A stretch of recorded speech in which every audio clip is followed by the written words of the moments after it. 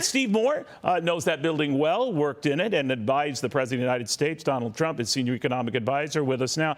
Steve, all kidding aside, what's interesting about the very simple but basic question that Hillary Vaughn got across, that is not how this was presented. If you had told us ahead of time, no, when it comes to stuff like food inflation, all that, this is really not going to do squat, I think people might have had another thought, certainly about the title for this thing. What do you think? Well, I don't think. Well, look at the polls, by the way.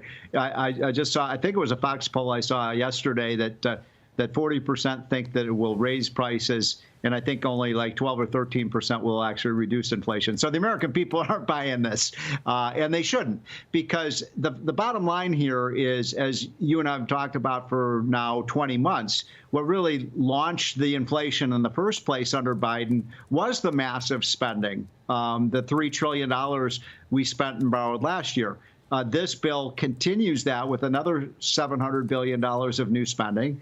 And now, look, the White House argument is, oh, yeah, but that's going to be offset by these tax increases. But I'd make the point that both of these, the increase in spending increases inflation and the increase in taxes increases inflation, because, Neil, if you raise taxes on companies, what are they going to do at the retail level? They're going to raise the price of these things, or else they're going to have to produce less of them. And so I don't see any scenario that's rational that says this reduces prices.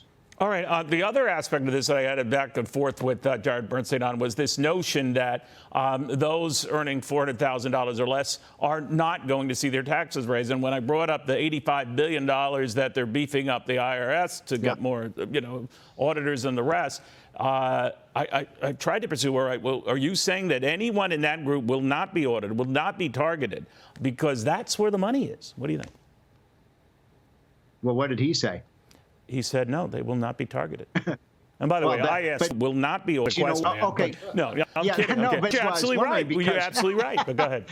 Yeah, because I think a lot of your viewers might not know this, but there was an amendment on the Senate floor when they debated this bill, where I forget which senator it was, who said, okay, let's have a policy that this money is not to be used to audit anyone who makes less than $400,000. And I think that you know what happened, Neil. Every single Democrat, all 50 of them, voted no on that. So if they didn't want people to be audited who make less than $400,000, they could have made that the policy. Yeah, you're right. By the way, that was Senator Mike Crapo. You're right. That was shut down 51 to 50. Thank you. But the point is here that if you're telling the IRS, beefed up with tens of thousands of agents, that they've now cordoned off this group under 400,000, that group is going to be very surprised when it turns out they are being audited, or their write-offs or deductions or credits are being scrutinized.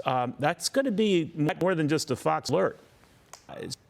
Believe it. And here's the reason why it's very, very likely that the central group of people who are going to be targeted are people who make less than $400,000, because millionaires and billionaires have armies of tax accountants. And they have, I mean, somebody like Bill Gates or Warren Buffett has more tax accountants than the IRS does. So they can defend themselves, and they can make sure these problems go away. If you're somebody who makes, $100,000 a year or $75,000 a year, how do you defend yourself against the IRS? And those are the people who are likely to just basically agree with the IRS and pay the extra money. As you know, I came under an IRS audit when I was nominated to be on the Federal Reserve Board, and it was like wisdom teeth being pulled dealing with the IRS. And I want to remind people, because this is important, Neil, when you're under an IRS investigation and they make an allegation that you didn't pay your taxes, you are effectively guilty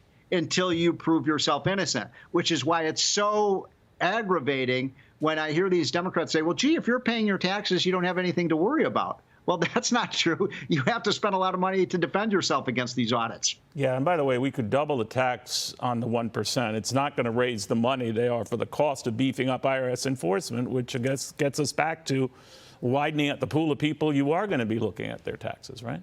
Well, you know my solution to this, Neil. Steve Forbes and I wrote for Fox News. Indeed. Let's just have a flat, simple system. Everybody pays their fair share.